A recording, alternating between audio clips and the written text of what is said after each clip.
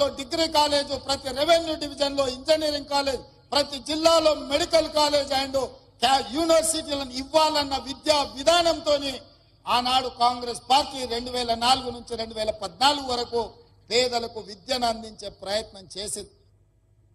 ఈ గత 10 సంవత్సరాలలో గత ప్రభుత్వం ఒక్క డిఎస్సి నోటిఫికేషన్ ఇస్తే 2004 నుంచి 2014 వరకు 4 డిఎస్సి నోటిఫికేషన్లు ఇచ్చి 1,00,000 మంది టీచర్ల నియామకాలు చేపట్టి పేద విద్యార్థులకు విద్యను అందుబాటులోకి తీసుకొచ్చింది.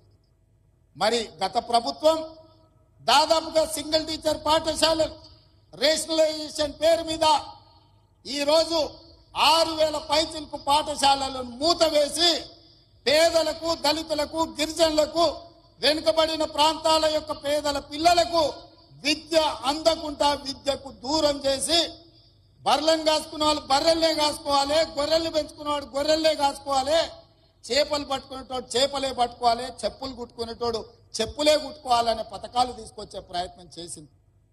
నేను అడుగుతున్నా, ఇక్కడున్న ఉపాధ్యాయులను, భవిష్యత్ తరాలను తీర్చిదిద్దబోయే మిమ్మల్ని నేను అడుగుతున్నా, మన తాతలు ముత్తాతలు చెప్పులు కుట్టో, చేపలు పట్టో, గొర్రెలు పెంచుకోనో, బర్రెలను కాసుకోనో బతుకుతే మన మనమన్లు కూడా అదే వృత్తి చేపట్టాలనా? లేకపోతే వాళ్ళు చదువుకొని డాక్టర్లు, లాయర్లు, ఇంజనీర్లు, ఐఏఎస్లు, ఐపీఎస్లు కావాలన్నా? మీరు ఆలోచన చేయండి. ఈ ప్రభుత్వంలో వాళ్ళు భాగస్వాములు కావద్దా? ఇంకా వాళ్ళ జీవితాలు గొర్రెల బర్రెల చుట్టూతోనే తిరగాలనా అని నేను అడుగుతున్నా. గత ముఖ్యమంత్రి గారు పెంచుకున్న వాళ్ళ